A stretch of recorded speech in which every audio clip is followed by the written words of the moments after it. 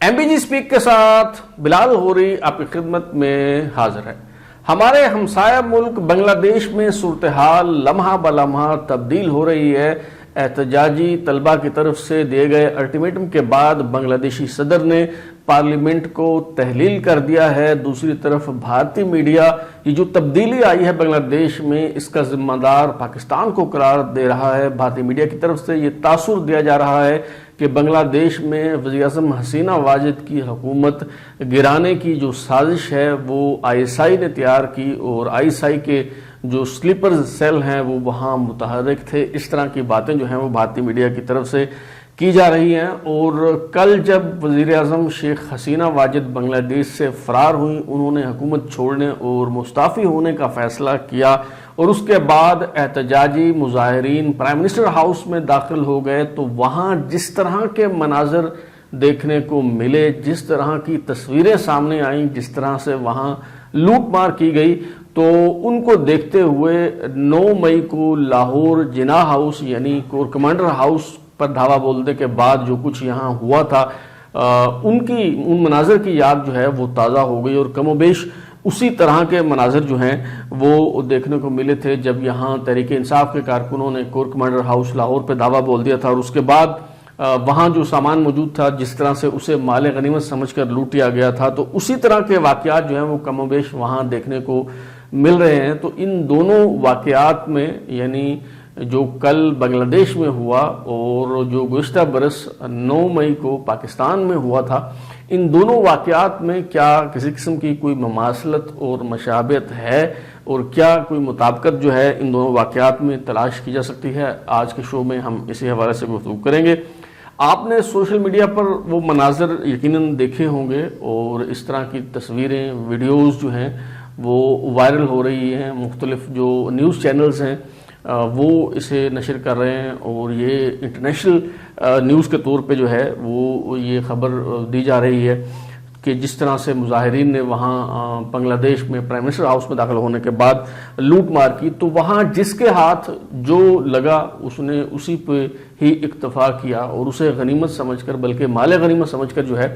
وہ لے اڑا۔ آپ تصویروں میں آپ نے دیکھا ہوگا کہ کرسیاں، میزیں، صوفے اور اس طرح کی جو دیگر اشیاء ہیں وہ لوگ لے جا رہے ہیں۔ ایک منظر ایسا ہے جس میں لوگوں کو فریج لے جاتے ہوئے بھی جو ہے وہ دیکھا جا سکتا ہے۔ ایک خاتون مسکراتے ہوئے بریف کیس لے جا رہی ہے، اسے بھی جو ہے وہ دیکھا جا سکتا ہے۔ اسی طرح ایک شخص جو ہے وہ اس نے بکری کا بچہ تھام رکھا ہے، کسی کے ہاتھ میں خرگوش ہے، تو کوئی بڑی مچھلی لے جا رہا ہے، اور یہاں تک کہ جو پرائم منسٹر شیخ حسینہ واجد کے ذاتی استعمال کی چیزیں تھیں وہ بھی لوگ لے جاتے ہوئے دکھائی دے رہے ہیں۔ مثلا ایک آدمی ساڑیاں اور بلاؤز جو ہے وہ لوٹ کر لے جا رہا ہے، جو مبینہ طور پہ پرائم منسٹر شیخ حسینہ واجد کی ہیں، اور وہ اسے جب پوچھا جاتا ہے کہ یہ تم کس لیے لے کے جا رہے ہو، تو وہ کہتا ہے کہ اب میں اپنی بیوی کو وزیر اعظم بناؤں گا۔ اسی طرح ایک اور مولوی صاحب جو ہیں انہوں نے تو حد ہی کر دی، اور کچھ ان کے ہاتھ نہ لگا، تو انہوں نے جو انڈر گارمنٹس تھے پرائم منسٹر کی کیبنٹ سے وہ انہوں نے مولوی صاحب نے جو ہے وہ اڑا لیے، اور وہ باقاعدہ وہ جو انڈر گارمنٹس ہیں وہ لہراتے ہوئے وہ مولوی صاحب جو ہیں وہ جا رہے ہیں۔ اسی طرح وہ مناظر بھی آپ نے جو ہے وہ دیکھے ہوں گے کہ کچھ جو مظاہرین ہیں وہ بیڈ روم میں داخل ہو گئے، اور جو prime minister ex prime minister اب کہنا چاہیے شیخ حسینہ واجد کا جو بیڈ روم ہے اس کے اوپر جو ہیں وہ لوگ لیٹے ہوئے ہیں، تصویریں لے رہے ہیں اور انجوائے کر رہے ہیں۔ تو کم و بیش اسی طرح کے مناظر جو ہیں وہ آپ کو پاکستان میں دیکھنے کو ملے تھے۔ 9 مئی کو جب لاہور کے کور کمانڈر ہاؤس پہ دھاوا بولا گیا اور جلاؤ گھیراؤ ہوا، تو اس موقع پر جو لوگ وہاں کور کمانڈر ہاؤس میں داخل ہو گئے، تو شاید آپ کو یاد ہو انہوں نے بھی اسی طرح جو ہے وہ مال غنیمت سمجھ کر وہ چیزیں جو وہاں موجود تھیں وہ لوٹ لی تھیں۔ اور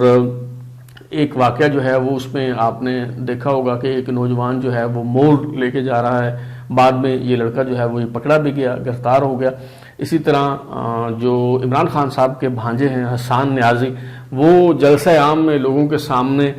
کور commander Lahore lieutenant general Salman Fayyaz Ghani کی جو پتلون ہے وہ لہراتے ہوئے جو ہے وہ نظر آ رہے تھے۔ تو یہ سارے مناظر جو ہیں یہ ہم نے دیکھے، اور ابھی جب یہ بنگلہ دیش میں یہ مناظر دیکھنے کو ملے تو مجھے تو یوں لگا کہ جیسے وہی فلم جو ہے وہ چل رہی ہے، اسی طرح کے مناظر ہیں، کم و بیش اسی طرح کی جو ہے وہ صورتحال ہے جس طرح کے واقعات جو ہے وہ 9 مئی کو پاکستان میں پیش آئے تھے۔ ہاں 2 بنیادی فرق جو ہیں وہ ضرور ہیں۔ مثلا ایک جو بنیادی فرق ہے وہ تو یہ ہے کہ 9 مئی کو پاکستان میں جو مہم جوئی برپا کی گئی اسے بغاوت کہا جاتا ہے، کیونکہ یہ کامیاب نہیں ہو سکی، جبکہ دوسری طرف بنگلہ دیش میں یہ جو کچھ ہوا اسے بغاوت نہیں بلکہ انقلاب کہا جا رہا ہے، کیونکہ یہ جو مہم جو ہوئی ہے، یہ جو کوشش ہے وہ کامیاب ہو گئی، اور جو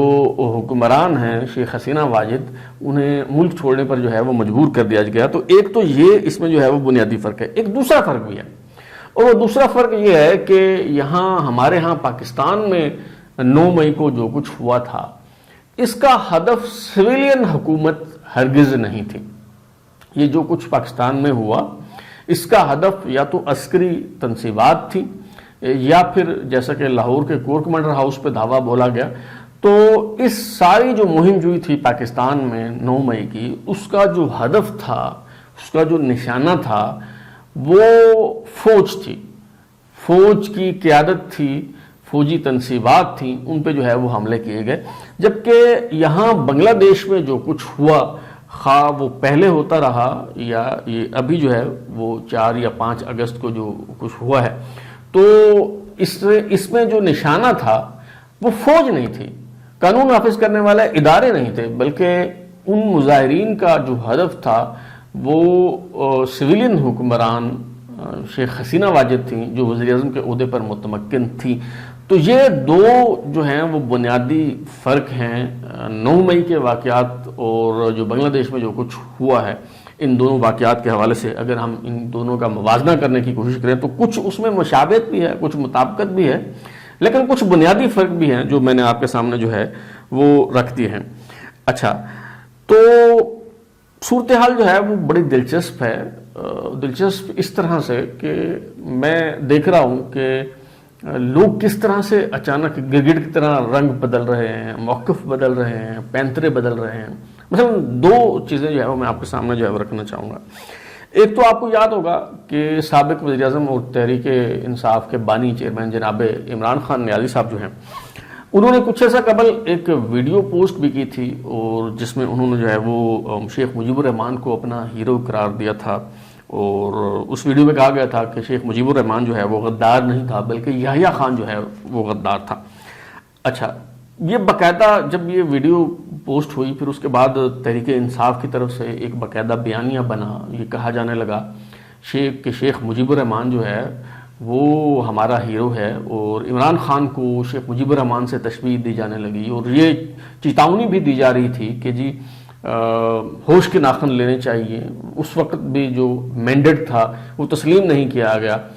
تو اقتدار منتخب عوامی نمائندوں کے حوالے نہیں کیا گیا، تو ملک ٹوٹ گیا۔ تو آج بھی اسی طرح اگر آپ کریں گے تو اسی طرح کے نتائج جو ہیں وہ آ سکتے ہیں۔ تو اس طرح کی باتیں جو ہیں وہ ہو رہی تھی۔ اب جب کہ بنگلہ دیش میں شیخ مجیب الرحمان کی بیٹی شیخ حسینہ واجد کا تختہ الٹ گیا ہے، اور عوامی لیگ کا جو اقتدار ہے وہ ختم ہو گیا ہے، 15 سالہ جو اس کا دور اقتدار تھا وہ اختتام پذیر ہو گیا ہے، اور صورتحال اس قدر گمبھیر ہے اور اس قدر غم و غصہ ہے، اس قدر اشتعال انگیزی ہے وہاں بنگلہ دیش کے لوگوں میں کہ وہ شیخ حسینہ واجد کے ہی مجسمے نہیں گرا رہے، اور اس کے خلاف ہی وہ غصے سے بپھرے ہوئے نہیں ہیں، بلکہ شیخ مجیب الرحمان جو ان کے ہاں بابائے قوم ہیں، جنہیں بنگلہ بندھو کہا جاتا ہے، جنہوں نے آزادی دلائی بنگالیوں کو، اچھا ان کے مجسموں کے ساتھ جو کچھ سلوک وہاں پہ ہو رہا ہے وہ آپ جو ہے وہ دیکھ رہے ہیں، وہ بتانے کی ضرورت نہیں ہے۔ جس طرح سے مجسمے ان کے توڑے جا رہے ہیں، گرائے جا رہے ہیں، بے حرمتی جو ہے وہ کی جا رہی ہے۔ اچھا، اب اس پہ بجائے اس کے کہ جو لوگ شیخ مجیب الرحمان کو ہیرو بنا کے پیش کر رہے تھے وہ یہ کہیں کہ ہمارا موقف جو ہے وہ غلط تھا، یا چلیں موقف آپ کا ٹھیک تھا، آپ یہ نہ کہیں، آپ اپنے موقف پہ جو ہے وہ قائم رہیں، اور میں بالکل یہ کنٹراڈکٹ نہیں کر رہا کہ یہ موقف غلط ہے یا ٹھیک ہے، اس پہ میں فی الحال اپنی رائے جو ہے وہ نہیں دے رہا۔ میں صرف اتنا کہہ رہا ہوں کہ آج جب شیخ مجیب الرحمان اور اس کی بیٹی وہاں زیر عتاب ہیں، اور ان کے خلاف لوگ غم و غصے کا اظہار کر رہے ہیں، تو آج پھر آپ اس میں اپنی سیاسی حمایت تلاش کرنے کی کوشش کر رہے ہیں، اور آپ کہہ رہے ہیں کہ جی جو پینترا بدل کے آپ کہہ رہے ہیں کہ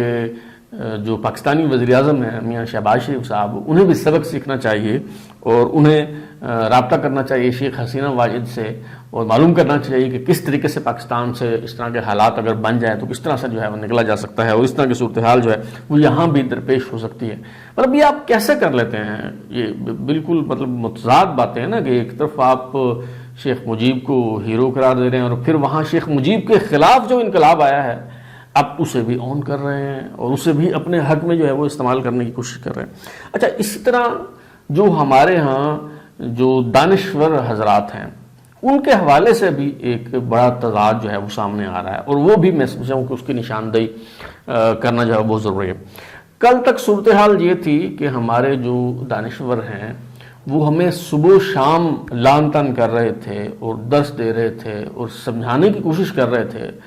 کہ جی دیکھو بنگلہ دیش سے کچھ سبق سیکھنا چاہیے،